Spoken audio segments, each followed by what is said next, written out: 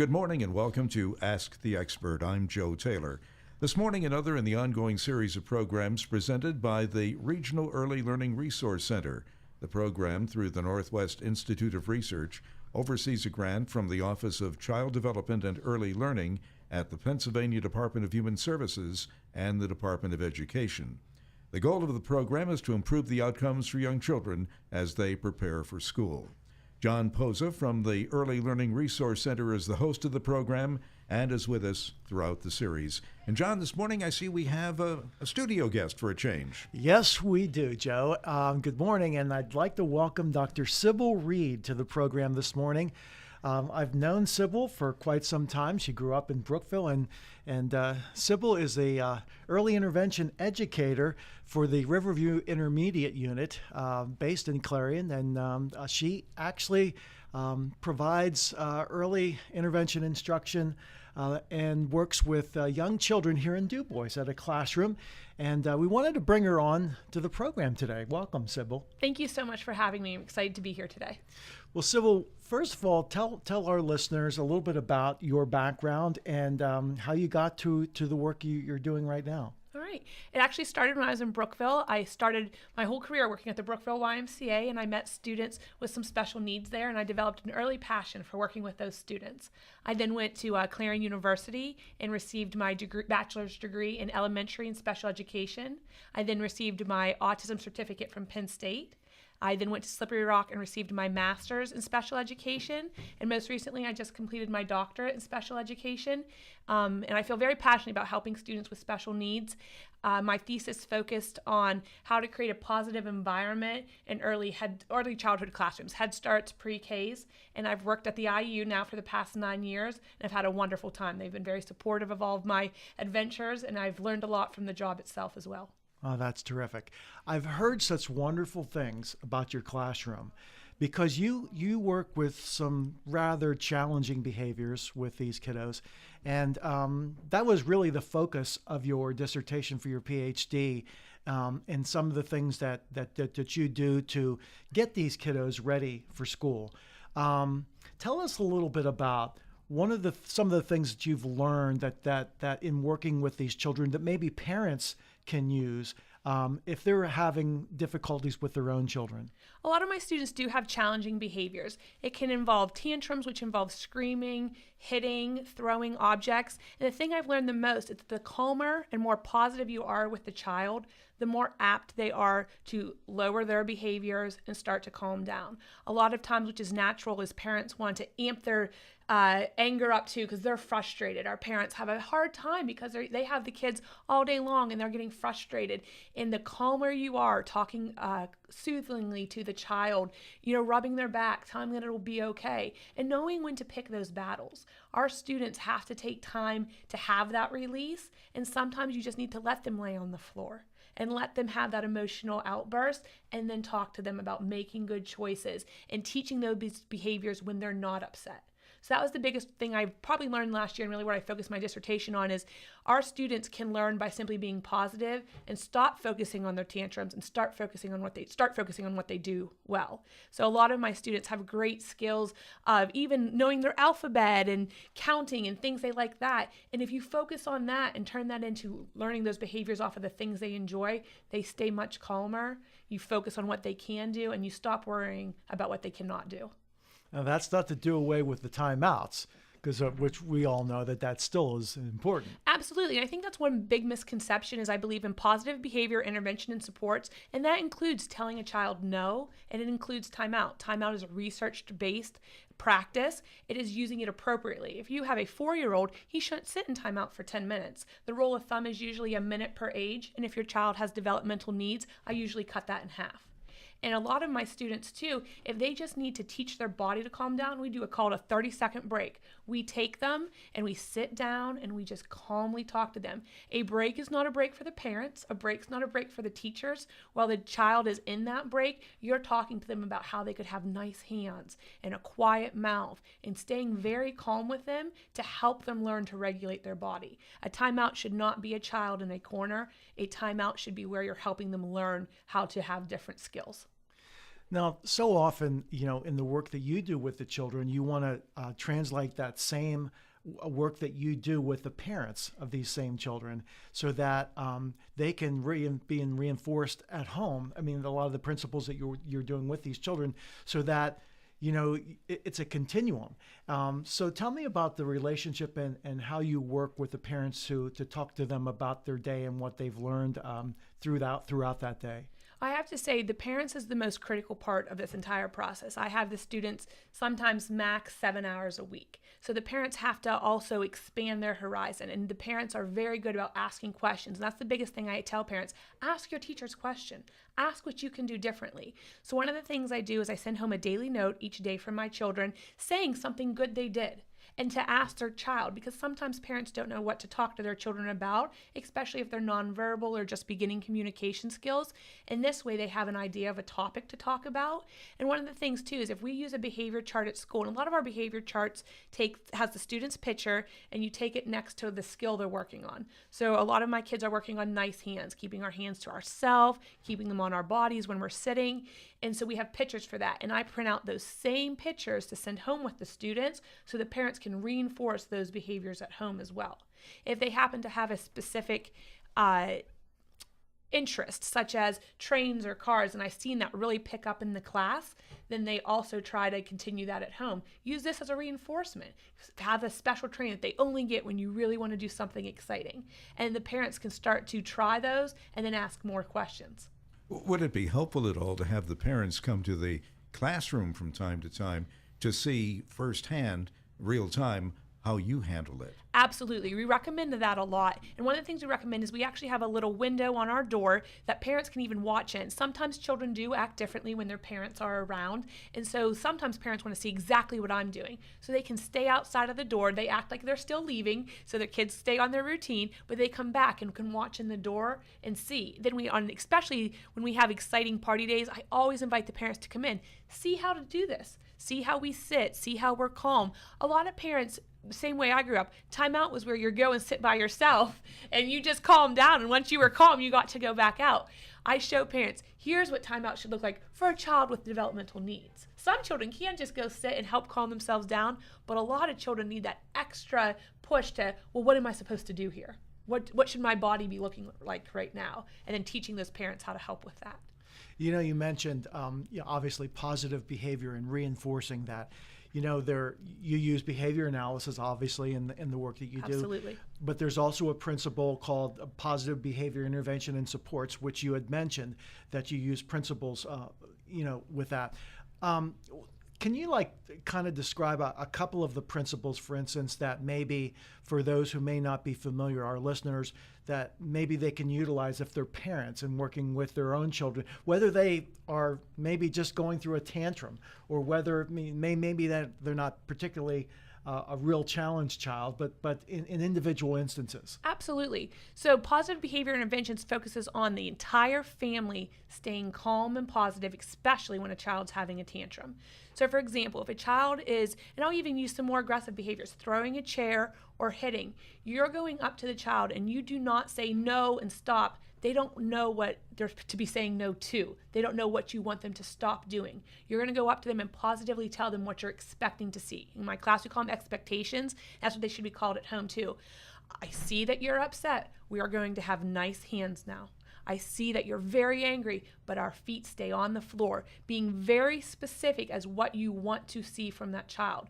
By telling them no, they could just go to another behavior. By telling them specifically what you want to see, then they can start to learn what it should look like when they're calming down. And the whole time, as soon as they do something, even if they just threw a chair, but then they got their hands together in front of their body, I loved how you're starting to listen. That is such a great choice. And it changes the whole dynamic of the relationship because the child sees, oh, I'm not going to be reinforced negatively by yelling and being, removed to another room. My parents are happy when I keep my hands nice, and you automatically get in there with the positive. You stop focusing on the negative behaviors they just displayed and start focusing, even if it's for a second, on something positive they did. I like how you just sat down on the floor. That's a great choice. I'm so proud of you, and really turning it to a positive aspect. When we mentioned about examples, and I've heard my name as Johnny did this, Johnny did that. It's like, of course, it has to be Johnny. It couldn't be any other name. But, that got me thinking that, and we've had this discussion with other guests, there seems to be, and you may be, and correct me if I'm wrong on this, but in terms of gender, that there seems to be more problem behaviors that are exhibited at a younger age by boys rather than girls. And what's your take on why that may be? Absolutely. It's predominantly young boys that we see with more developmental behavioral needs at this age. Research says a lot of different things about it. One is that boys' brains just mature differently. And so at some points during this, their growth, they don't have the ability to self-control. They're just always on their go. They're always on the go. Their brains are going so fast. They're so excited to do stuff, and they're not taught it's okay to take a step back. It's okay to do a calm down activity like a puzzle or coloring. They just keep letting the boys be boys. That's the quote I hear all the time, by running outside and going to the playground. And that's one of the things, is also teaching them the skills of, okay, well, let's do a puzzle and color now, and teaching the boys to calm down. Would that also not be a result of parental and societal expectations of what boys are supposed to be running around and active, girls are supposed to be nice, just sit there and be nice? Absolutely. And we see it. Even the girls that I get into class, it's such a different mentality. They're not the ones that are climbing the shelves and roughhousing and running to wrestle. Their behaviors are different. It's more yelling and, a different outlet for them. Boys are more aggressive because that's always been acceptable. It's always been acceptable to wrestle at a little age. It's always been acceptable to go outside and just run, run, run. And those are great outlets, but they don't teach children self-control. I had a parent, and she was such a wonderful parent, and her husband and her child liked to wrestle. And I remember that. I remember my brother doing the same thing. However, if your child has developmental needs, that might not be a great activity because they don't know when that's not appropriate. It's really important to look at the individual child and know if that activity is a benefit to your child. Conversely, and this isn't exactly in your bailiwick, but how then do you encourage the girls maybe to be a little more active and a little more involved? Absolutely. And sometimes we take that advantage of the boys being so outgoing in our classroom and use them to model the other behaviors. We have girls too that at big time is coming out of their shell to play with other children. That's a big thing we see with girls at this age. So we say we'll have another little boy that's always active and always wanting to go over and ask the child to play. Going to like the library, they have reading time there, or going to playgrounds where you can encourage children to interact. Or if you have a friend with a child that's very outgoing and your child's very shy, get the other child to ask. It means so much more when another child asks a child to play than adults facilitating that. And sometimes we have to facilitate to start, but get the other kids involved. And that's kind of how we always mix up our classes. We like to have a good mix of the boys and girls too, because those boys, they're always raring to go. They're always wanting to play with another child. And so we encourage them to also get the girls to come out of their shell, like with talking to them. Now, I know we've mentioned at the outset of the show that you have an early intervention classroom here in Du Bois, and that's obviously operated through the IU. But you also work with child cares within the IU's area, both at child cares and in preschools, when they have to maybe receive outside referral for assistance with particular children. You may want to talk a little bit about that, how that works. So one of the positions that we also hold at the IU is that we have staff, including myself, that go into Head Starts, pre-Ks, private preschools, and also work with students that have been diagnosed with a developmental delay or any true type of disability, and they feel that they need extra supports. And one of the biggest things we've started at the IU is not so much having to work individually with that child at that placement, but helping with the teachers to how to include those childs. A big misconception has been years of practice, especially in small rural towns, is there's not always enough help and support for these types of students. And the teachers in Head Starts and pre-Ks have classes of 17, 20 kids. They're amazing teachers, but when you have one or two students with special needs, it can really change the whole dynamic of a classroom. So we're going in there and really trying to help show them, here's positive ways to work with this student so they're not being excluded from activities, so they can be a model for other children, and getting them to include them more so they don't have to be a standout child. We don't want that. We want everyone to just walk into a classroom and you wouldn't know a child with an IEP to a child without an IEP. We want it to be a very positive approach for all children. That's the biggest thing with positive behavior interventions. It's for all kids. A big misconception is you only use it with kids with special needs. Being positive and focusing on what a child is right should be with all kids, special needs or no special needs.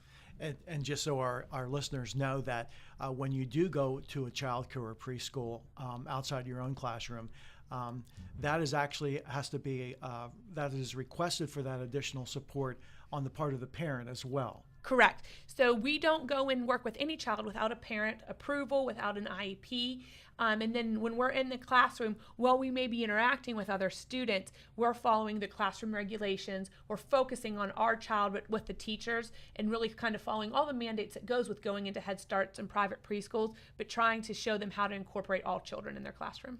Now I'm going to ask you a question because this comes up frequently, and it's kind of a difficult one to when we have to go through this. But when you work with a child, and you feel that they would be of the age to go to kindergarten that next year, and you may feel that they're not quite ready, okay? And you have that conversation with the parents. And sometimes the parent doesn't want to hear that. They still want that child to go to kindergarten. And of course, the school cannot refuse the child if that's what the parent so desires.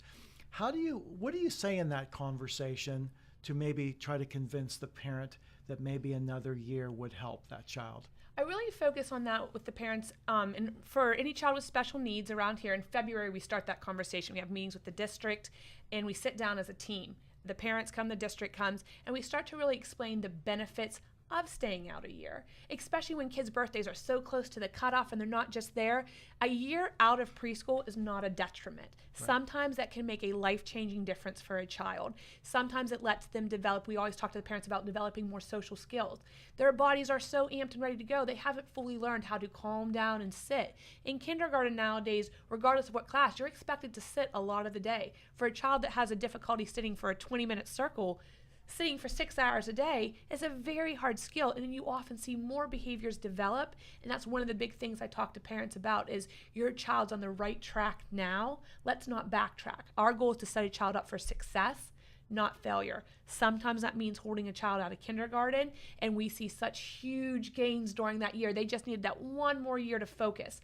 With that being said, it is hard sometimes for parents to hold a child out of kindergarten because Head Starts and pre-Ks can't always take those children back after the age of 5. So we're really big on talking with parents about finding typical preschools as well that can help with that. Aside from kids, special needs kids, just talking about the general student population, we would tend to expect that kids from low-income or single-parent homes would exhibit more behavioral problems than other kids from, quote, normal circumstances. Is this necessarily true?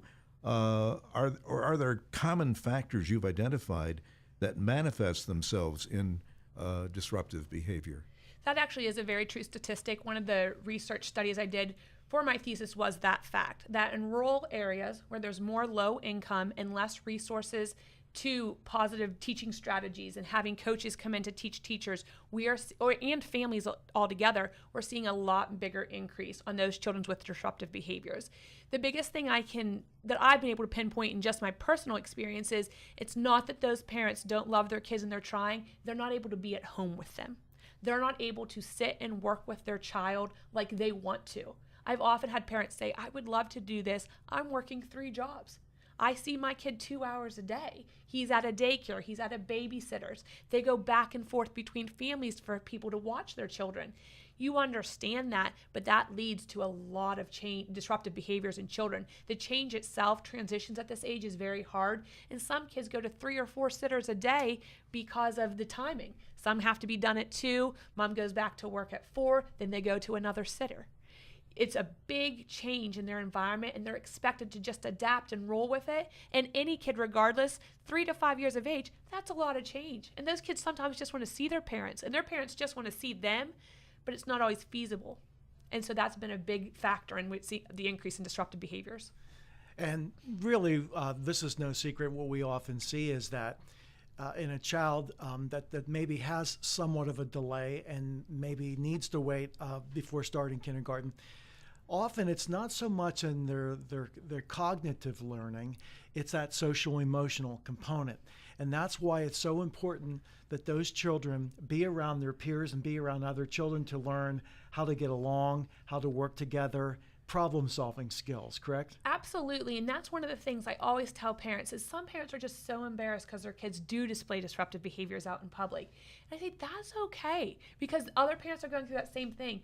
Don't stop taking your child to events. Once you stop taking your child to Walmart, once you stop taking your child to the library or to the playground, you're simply avoiding the situation instead of teaching them what to do. We actually, for a while, I was working with a family.